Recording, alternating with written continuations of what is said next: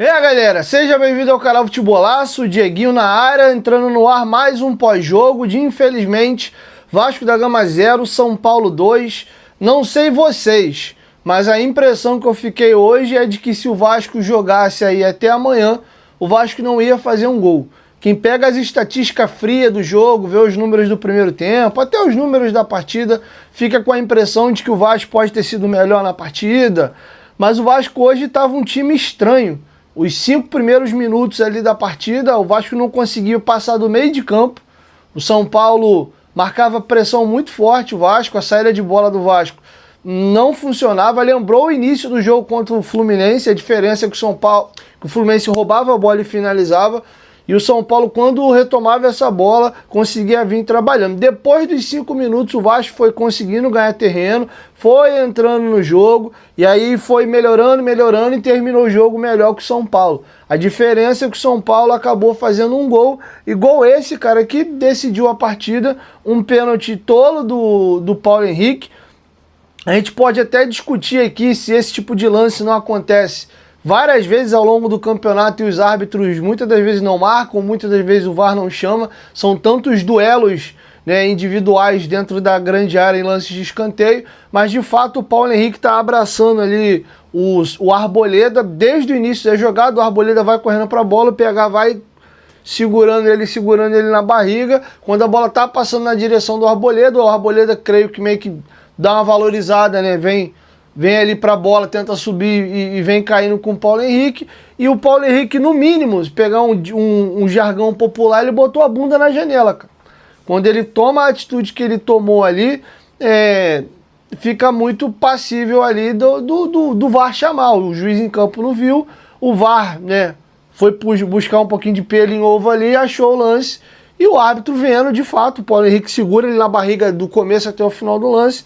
E ao ser recomendada a revisão do lance, o árbitro marca o pênalti, que foi pênalti. A questão é que várias vezes esses agarrões acontecem durante os jogos e acabam não sendo marcados, tá? Então fiz alguns primeiros comentários introdutórios aqui, mas a gente vai mergulhar mais a fundo aí na questão do jogo. Só antes, lembrar vocês, ó, que a Ganhaibet é a nossa mais nova parceira aqui, ó, no canal Futebolaço. Tem uma galera aqui no canal que gosta de fazer apostas esportivas e a gente já faz a publicidade de aposta esportiva aqui um tempão, e a nossa mais nova parceira é a Ganhei.bet.br, tá? Pode ir, empresa séria, gigante, com muita credibilidade, chegou pesado no mercado aí, abocanhou inclusive influenciadores aí dos 4 grandes clubes do Rio de Janeiro, tá em franca expansão, tá indo agora para São Paulo também. Então quer fazer a sua aposta com segurança, pode ir lá na Ganhei.bet. Lembrando, você tem que ser maior de 18 anos, isso aqui não é meio de vida, não é para tu ficar rico, é só aquele troquinho do pão, aquele dinheiro do X-Tudo, né, do rolezinho de bobeira. Você vai lá, seja responsável e faz a sua aposta, beleza? Você pode ir no QR Code que tá na tela ou no link da descrição, beleza? Ganhei.bet.br é a nossa mais nova parceira aqui no canal Futebolaço. Então vamos dar moral para quem está prestigiando o nosso trabalho aqui. Dito isso, galera, vamos agora aí voltar para o pós-jogo. O primeiro tempo, o Vasco cria bem mais que o São Paulo. Tem o Coutinho com 7, Tietê com 8, Robert Renan com 10, Gomes com 27, Ryan com 28. No rebote do lance, o Rafael faz uma defesação no chute ali do Tietê. Depois a gente tem o próprio Tietê com petelequinho ali aos 32 e o Gomes 2 vezes com 43, a segunda o Rafael dando um tapa ali, botando para escanteio. O Vasco teve mais volume, mas a impressão que eu fiquei do jogo hoje é que o Vasco tava estranho, cara. O São Paulo meio que controlou o jogo sem ter muito a bola. O São Paulo hoje foi uma equipe extremamente efetiva. Ela se defendeu bem. O Vasco no segundo tempo, com a entrada do Verratti ali, tentou com as bolas aéreas e ainda assim não levou perigo. O jogo ele é feito de detalhe. Se o primeiro tempo termina 0-0, nós poderíamos ter tido um outro jogo no segundo tempo. Se o gol do Ryan sai, aquela cabeçada na trave ali, um escanteio batido pelo Coutinho com 28 minutos, o Vasco abre o placar, o São Paulo ia ter que se atirar, ia dar mais espaço, não ia jogar tão recuado, e aí poderia ser o segundo, terceiro gol, era outro jogo. Por isso que a gente fala que futebol é jogo muito de detalhe. Mas o Paulo Henrique colocou o Vasco nessa condição. E aí, cara, hoje eu queria falar um pouquinho do Fernando Diniz, porque o Fernando Diniz, na minha opinião hoje, trabalhou mal. Eu não gostei das substituições feitas pelo técnico do Vasco. Acho que o Fernando Diniz leu muito mal o jogo. E o Diniz, ele tem por hábito, às vezes, pensar que ele vai ganhar o jogo atacando igual o Índio. Isso me incomoda. O jogo do Vitória teve uma substituição que ele fez que me incomodou, que ele simplesmente aniquilou o meio-campo do Vasco, ele ficou sem volante, foi com 4 atacantes, meia e atacante improvisado de volante, e foi no abafa para cima do Vitória. Eu falei, cara, tu perde uma bola dessa e você perde a capacidade de correr para trás de jogadores para combater no meio, o adversário acha uma escapada ali, faz o gol, e aí, cara, a gente podia até ter deixado de ganhar e ter tomado até a virada naquele dia ali. Mas o gol saiu, a gente venceu, só que tem uma diferença, o Vitória tava com um jogador a menos. Teve uma expulsão do Vitória. O São Paulo hoje não, cara, 11 com 11. O Diniz teve um jogo com o Corinthians que a gente perdeu, que tinha sido a última derrota do Vasco em São Januário, que ele fez algo similar. O Corinthians abriu o placar com o Maicon e nessa de tentar empatar, ele começa a mexer no time, o Tietchan se lesiona, ele bota o Verratti no time, volta o Ryan de beirada, empurra o Nuno para jogar de segundo volante, o Vasco perde o meio campo, o Corinthians estava jogando no dia com 3 ou 4 volantes, 3 volantes e um meia. O Corinthians comeu o Vasco com farofa no meio. O lance do segundo gol é bem emblemático. A entrada da área do Vasco toda mal protegida, vem a bola rolada para trás ali e o jogador do Corinthians faz o 2-0. E hoje, cara, ele fez uns negócios assim muito, na minha visão, muito equivocado, que eu não gosto. Pode dar certo, pode dar errado, mas eu não gosto, tá? Teve um dado momento do jogo que os volantes do Vasco eram o Coutinho e o Matheus França. Detalhe, Coutinho morto, cansado, e o França que já joga naquele canal 100, né? Ele tem muita qualidade, apesar de ele ter feito hoje talvez o pior jogo dele com a camisa do Vasco, mal, displicente. Teve uma bola que o Vasco já poderia ter tomado o segundo gol, de uma bola na área que acho que cruza, alguém corta, olha o Jardim fazer a defesa, me deu um branco aqui agora. A bola cai no pé dele, ele, para puxar o contra-ataque, ele desliga na jogada, ele desliga na jogada e ele vai dar meio que uma escorada para um jogador do Vasco que tá do lado dele, ele acaba ajeitando a bola para o jogador do São Paulo. O cara senta ali a porrada e o Léo Jardim acaba ali fazendo uma grande defesa. A gente já poderia ter tomado o gol ali. E o Matheus França entrou muito mal, o Coutinho ficou hoje em campo só por ser o Coutinho. A gente sabe que a gasolina do Coutinho, na maioria dos jogos, não dá para 90 minutos. Tava chovendo, né? Um jogo muito de transição, lá e cá, o Coutinho tava cansado. E você vê que o Diniz, ele meio que escuta muito o Coutinho. Ele chamava o Coutinho na beira do gramado para orientar, talvez para trocar figurinha, para pensar nas substituições, para saber se o Coutinho aguentava jogar mais um pouco. E o Coutinho ficou fazendo número.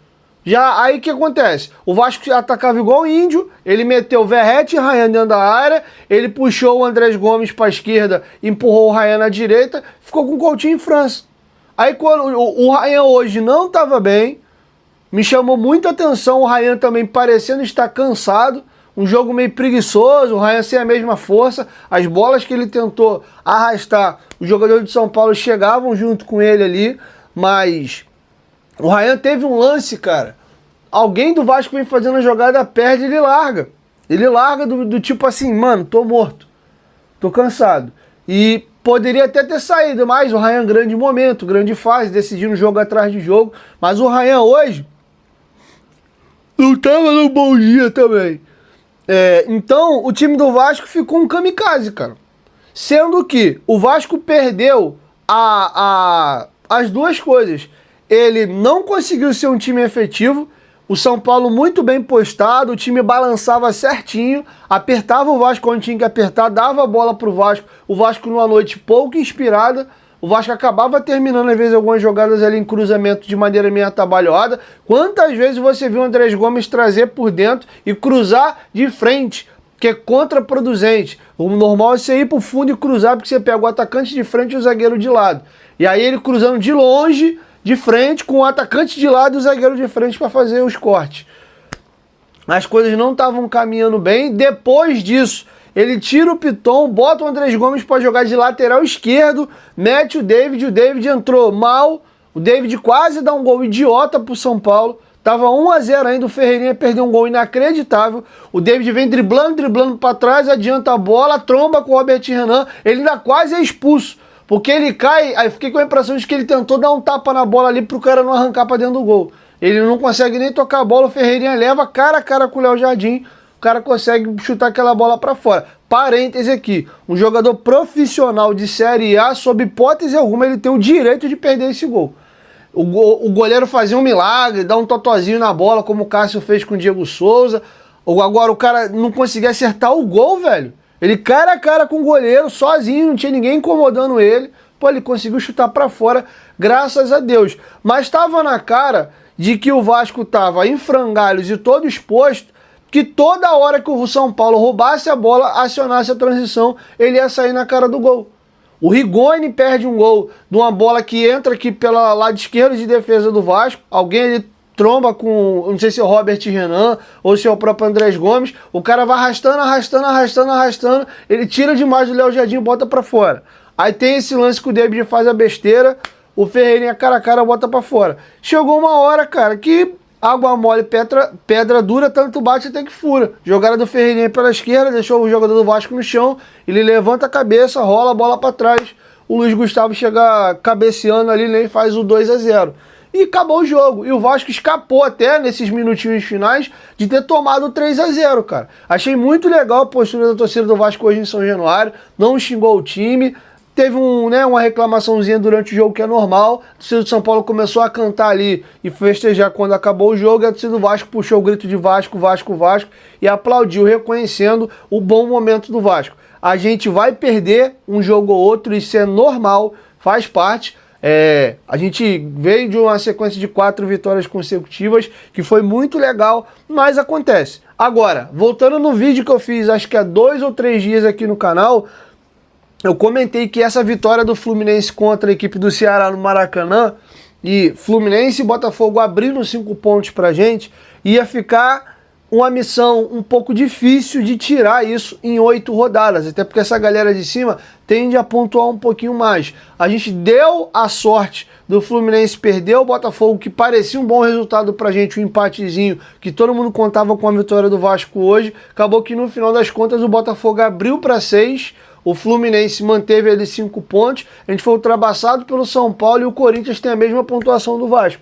O Vasco só está à frente do Corinthians nos critérios de desempate. Então, quando eu comentei para vocês que o que a gente tinha feito até aqui tinha nos possibilitado a pensar em sonhar e começava um novo campeonato que a gente precisava tirar rápido essa gordura de 6 pontos para zerar, e aí a partir do momento que a gente zerar a gordura, a gente contar um campeonato dali para frente, ou a gente poderia vir, remar, chegar na hora de dar para sonhar, tropeça 1, 2 jogos, os caras ganham, abre 7, 8 pontos e já era. Porque faltam poucas rodadas. Por isso que eu falei que essa sequência agora, São Paulo e Botafogo, era decisivo. O Vasco, para continuar vivo, agora ele se coloca numa condição de obrigado a vencer o Botafogo no Newton Santos.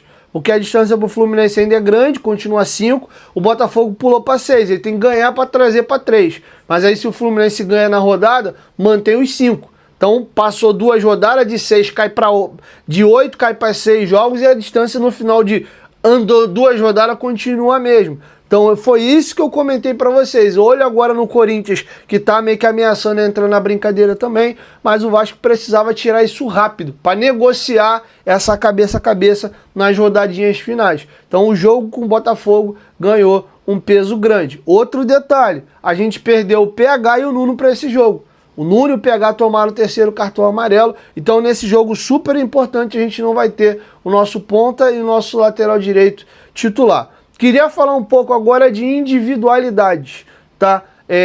O Andrés Gomes começou o jogo me irritando muito, carregando demais a bola, um pouco fominha, toda a bola ele pegava, ele queria driblar, às vezes tinha opção de passe, mas ele insistia em conduzir. Porém, o Andrés Gomes ele tem uma característica que é importante a gente valorizar, que é o cara de ter iniciativa. Ele pelo menos peca, tem aquele ditado, né, que eu prefiro pecar por excesso do que por omissão. Então eu gosto de jogador com essa característica. Ele abusou de um pouco de individualidade no começo, depois ele foi entrando no jogo e melhorou. Acabou até sendo ele e o PH os únicos jogadores hoje do Vasco do terço final do campo que de fato incomodaram ali a equipe do São Paulo.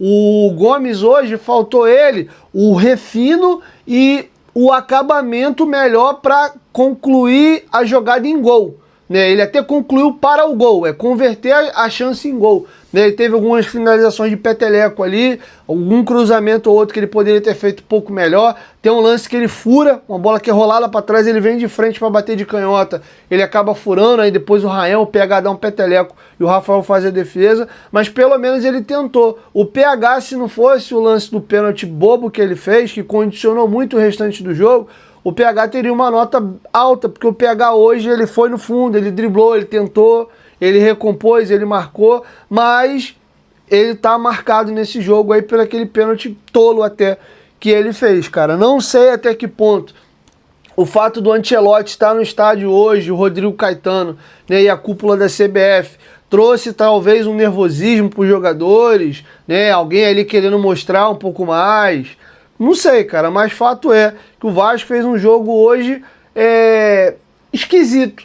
Eu não diria nem tanto ruim, porque teve horas que, sendo um outro dia, a coisa dando um pouco mais certo, né? Uma defesa ou outra do Rafael ele poderia ter dado gol, a bola do Ryan poderia também ter sido gol e não ter pego na trave. Enfim, então não é que o Vasco fez um jogo horroroso, meu Deus, que partida horrenda do Vasco. Não, não foi o caso. Mas foi um time hoje aramelismo, um time hoje meio barro, meio tijolo, meio sem graça, meio bege, tá?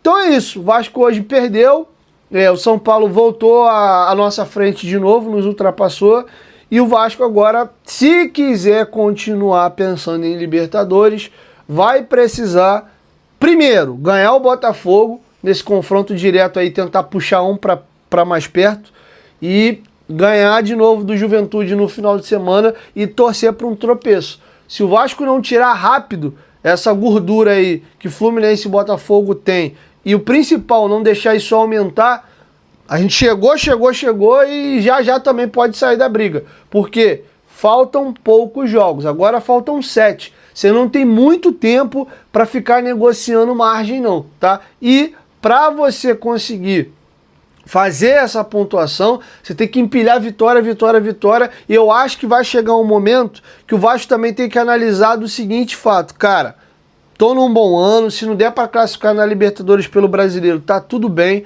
eu tenho a condição de fazer isso com um título, ganhando a Copa do Brasil, não adianta também esfolar o time, levar os caras no máximo e no estresse na lua e estourar o time pro jogo do ano do Vasco, que de fato vão ser os jogos ali com o Fluminense, eventualmente, se Deus quiser, a gente eliminando o Fluminense, a final da Copa do Brasil contra Corinthians ou contra Cruzeiro. Falando de Corinthians, o Corinthians tem melhorado, tá? É um time que tem até um elenco que eu acho que era para estar realmente na primeira página ali do Campeonato Brasileiro. O Corinthians tem bons jogadores, vinha fazendo até uma campanha que não condizia muito com o time que o Corinthians tem. O Corinthians parece que começa a se acertar e vem numa arrancada aí, tanto é que empatou com o Vasco em número de pontos, tá bom? Então tá feito o registro para vocês aí, o pós-jogo hoje foi um pouquinho mais curtinho, mas era isso que eu queria comentar. Fernando Diniz hoje para mim vacilou um pouco nesse kamikaze dele, forçou demais o Coutinho em campo, que já estava morto com farofa e já era para ter saído. Nesse ataca como o Índia, acabou tomando o segundo gol e poderia ter tomado o terceiro, e não passou perto hora alguma com esse kamikaze que ele fez de tirar o Barros, né, sair trocando o jogador de meia, empurrando atacante no time e improvisando meia de volante. Hora alguma ali o Vasco deu sinais de que poderia ali sequer empatar o jogo. Tanto é que o Vasco teve essa finalização peteleco que o Rafael fez a defesa que o Andrés Gomes furou com 26, e o Vasco foi cabecear uma bola com o Verratti com 46 minutos. Ficou nesse gap aqui de 20 minutos sem conseguir chutar uma bola no gol, com o detalhe, o jogo aqui na finalização do Verratti já estava 2-0, porque o gol do Luiz Gustavo foi com 41 para 42 minutos, tá bom? Então é isso, galera, assim eu fecho com vocês a nosso pós-jogo. Prometo amanhã rechear a programação para vocês. Passei esses últimos dias resolvendo algumas coisas e passei 2 dias off do canal, tá bom? Prestiginha, ganhei.bet. Tem jogos importantes agora meio de semana, tem jogo importante final de semana, vem a pausa para a data FIFA, tem convocação da Seleção Brasileira amanhã, Champions League voltou, tá pegando fogo, NBA. Vai fazer a tua aposta esportiva? Vai lá na ganhei.bet.br, tá bom? O link tá aqui na descrição e a nossa mais nova parceira e chegou firme com a gente aí, beleza? 1, 2, 3, Futebolaço, tamo junto, família, e amanhã eu volto aí com mais informações. Tamo junto.